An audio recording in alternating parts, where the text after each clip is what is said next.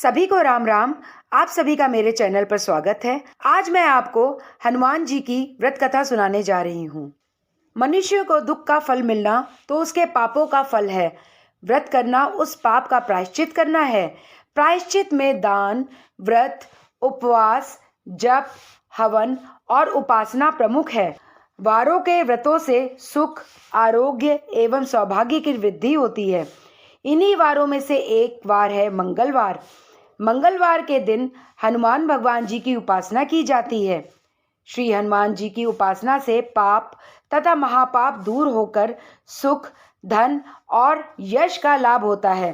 सर्व सुख, रक्त विकार, राज्य सम्मान तथा संतान की प्राप्ति के लिए मंगलवार का व्रत किया जाता है। इस व्रत को स्त्री और पुरुष दोनों ही कर सकते हैं।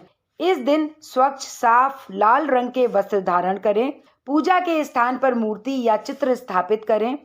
लाल अक्षत, लाल पुष्प, लाल चंदन, गेहूं तथा गुड़ आदि के बने हुए भोजन का भोग लगाएं और पूर्ण भक्ति भाव से मंगल देव हनुमान जी का पूजन करें। पूजा के स्थान पर चौमुखी दीपक जलाएं। 21 मंगलवार संकल्प लेकर व्रत करें। 21 लड्डुओं का भोग लगाकर सुपात्र को दान करें। दिन में एक ही बार भोजन करें। 21 मंगलवार पूरे होने पर मंगलवार के व्रत का उद्यापन करें। उद्यापन के अंत में 21 ब्राह्मणों या जरूरतमंदों को भोजन कराकर यथाशक्ति दान दें, फिर स्वयं भोजन करें। हनुमान व्रत की कथा इस प्रकार से है। व्यास जी बोले, एक समय नैमिषारण्य तीर्थ में 88,000 मुनि एकत्र हुए और सूत जी से पूछने लगे। शौनकादि ऋषि बोले, हे महामुने, आपने अनेक कथाएं सुनाई हैं, कृपया ऐसा व्रत और कथा सुनाएं जिसके करने से संतान की प्राप्ति हो तथा मनुष्य को रोग, शोक, अग्नि, सर्प आदि का भय न हो, क्योंकि कलयुग में जीवों की आयु कम है। कलयुग में भगवान का ध्यान कैसे कर सकते हैं? सूत जी बोले, हे मुनियों, आपने बहुत सुंदर बात पूछी है। मैं आपको श्री कृष्ण और युधिष्ठिर का जो संवाद हुआ था वह मैं आपके सामने कहता हूँ, ध्यान पूर्वक सुनिए। एक समय पांडवों की सभा में श्री कृष्ण जी बैठे हुए थे। युधिष्ठिर ने भगवान श्री कृष्ण से प्रश्न किया, हे भगवान नंद नंदन गोविंद, कृपा करके ऐसा व्रत या कथा बताएं जिसके करने से मनुष्य को संतान की प्राप्ति हो। हे प्रभु, संतान के बिना जीवन व्यर्थ है। संतान के बिना पितृ ऋण से छुटकारा नहीं मिल सकता है और ना ही पुन्नाग नामक नरक से उद्धार हो सकता है। अतः संतान दायक व्रत बताएं। श्री कृष्ण भगवान मुस्कुराते हुए बोले, हे राजन, मैं एक प्राचीन कथा सुनाता हूँ, ध्यान पूर्वक सुनना। कुंडनपुर नामक एक नगर था। उसमें नंदा नामक एक ब्राह्मण रहता था। उनकी पत्नी का नाम सुनंदा था। भगवान की कृपा से उसके पास सब कुछ था, परंतु वह दोनों फिर भी दुखी थे क्योंकि उनके कोई संतान नहीं थी। सुनंदा पतिव्रता स्त्री थी। सुनंदा भक्ति पूर्वक हनुमान जी भगवान की आराधना करती थी। मंगलवार को सुनंदा व्रत किया करती थी। वह दिन के अंत में हनुमान भगवान जी को भोग लगाकर फिर स्वयं भोजन करती थी। एक बार मंगलवार के दिन काम की अधिकता के कारण सुनंदा हनुमान भगवान जी को भोग न लगा सकी। इसका सुनंदा को बहुत दुख हुआ। उसने कुछ भी नहीं खाया पिया। सुनंदा मन ही मन प्रण करके सो गई। अब तो मैं अगले मंगलवार को ही हनुमान जी को भोग लगाकर ही अन्न जल ग्रहण करूंगी। सुनंदा रोज भोजन बनाकर सबको खिलाती थी, परंतु स्वयं भोजन नहीं करती थी। इस प्रकार 6 दिन व्यतीत हो गए। सुनंदा अपने निश्चय के अनुसार भूखी प्यासी ही रही। मंगलवार को सुनंदा प्रातःकाल ही मूर्छित होकर गिर पड़ी। सुनंदा की भक्ति से हनुमान जी प्रसन्न हो गए और प्रकट होकर बोले, मैं तेरी भक्ति से प्रसन्न हूँ, तू वर मांग। सुनंदा बोली, हे प्रभु, मेरे कोई संतान नहीं है, कृपया करके पुत्र या पुत्री होने का आशीर्वाद प्रदान करें, आपकी अति कृपा होगी। हनुमान भगवान जी बोले, तेरी इच्छा पूर्ण होगी। तेरे यहाँ एक कन्या पैदा होगी और उसके भाग्य से तुम्हें धन प्राप्त होगा। इसी प्रकार कहकर श्री महावीर हनुमान जी अंतर्ध्यान हो गए। ब्राह्मणी बहुत ही प्रसन्न हुई और उसने यह समाचार अपने पति को सुनाया। ब्राह्मण देव कन्या का वरदान सुनकर कुछ दुखी हुए, परंतु उसके भाग्य से रोज धन प्राप्त होने की बात सुनी तो वह बहुत प्रसन्न हुए। विचार किया, कन्या के साथ मेरी निर्धनता भी समाप्त हो जाएगी।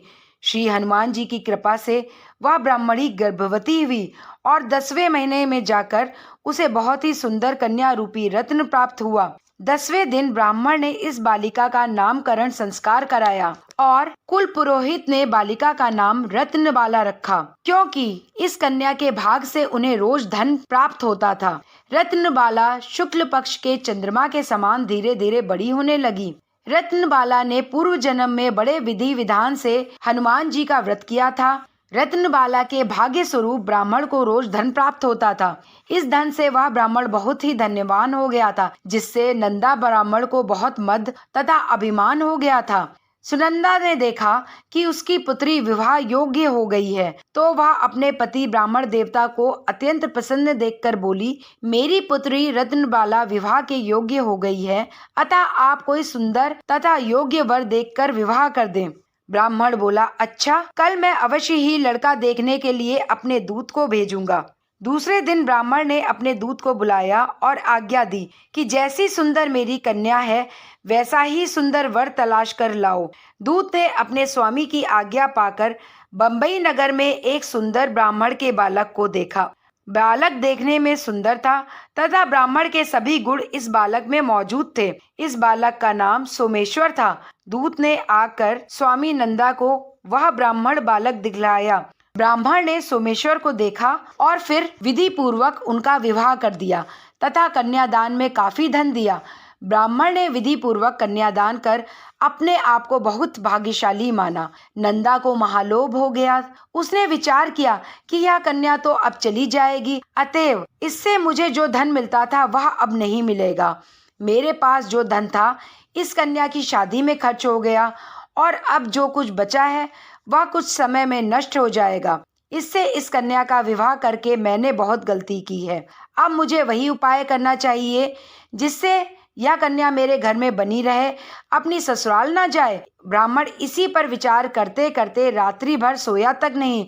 उसने विचार किया, जब कन्या को लेकर सोमेश्वर अपने घर के लिए जाएगा तो वह छुपकर मार्ग में उसका वध कर देगा और अपनी कन्या रत्नबाला को अपने घर ले आएगा, जिससे उसके लिए नियमित रूप से धन मिलता रहेगा और समाज का कोई मनुष्य उसे दोष भी नहीं दे सकेगा। प्रातःकाल हुआ। नंदा और सुनंदा ने जमाई और लड़की को खूब धन देकर विदा किया।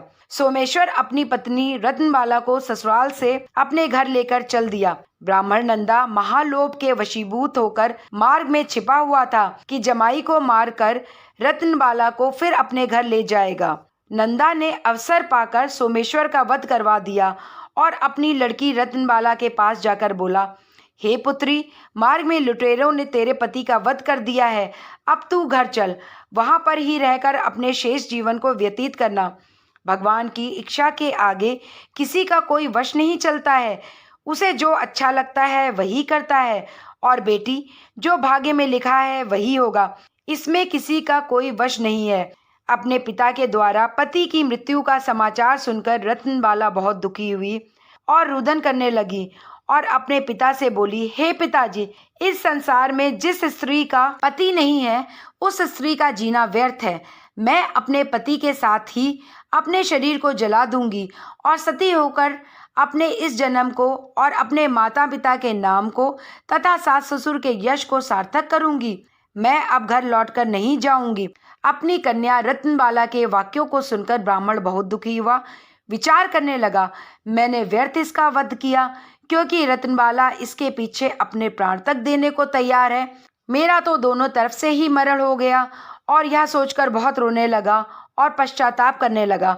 सोमेश्वर की स्त्री रत्नबाला सती होने की इच्छा से पति के सिर को अपनी गोद में रखकर चिता पर बैठ गई और मंगलदेव हनुमान जी का स्मरण करने लगी। वैसे ही मंगलदेव प्रकट हुए और बोले, हे रत्नबाला, मैं तेरे पति भक्ति से बहुत प्रसन्न हूँ, तू वर मांग। रत्नबाला ने अपने पति देव का जीवन दान मांगा। मंगलदेव बोले, रत्नबाला, तेरा पति अजर अमर और महाविद्वान हो जाएगा और जो भी कुछ इच्छा हो वर मांग। रत्नबाला बोली, हे ग्रहों के स्वामी, यदि आप मुझ पर प्रसन्न हैं तो मुझे यह वरदान दीजिए कि जो आपका मंगलवार के दिन प्रातःकाल लाल पुष्प लाल चंदन से पूजन कर आपका स्मरण करे, उसको रोग और व्याधि कभी ना हो, उसका स्वजनों से कभी वियोग ना हो और सर्प, अग्नि और शत्रुओं का भय ना रहे। जो स्त्री मंगलवार का व्रत करे वह कभी विधवा ना हो, अनेक पुत्र और पौत्रों की प्राप्ति हो। मंगल देव हनुमान जी तथास्तु कहकर अंतर्ध्यान हो गए। सोमेश्वर मंगल देव की कृपा से जीवित हो गया। रत्नबाला अपने पति को प्राप्त कर बहुत प्रसन्न हुई और मंगल देव का व्रत प्रत्येक मंगलवार को और मंगल देव की कृपा से इस लोक में नाना प्रकार के सुख भोग अंत में पति के साथ स्वर्ग लोक को गई। हे भगवान, आप सभी पर कल्याण करें और अपना आशीर्वाद सभी पर बनाए रखें। बोलो श्री हनुमान भगवान की जय।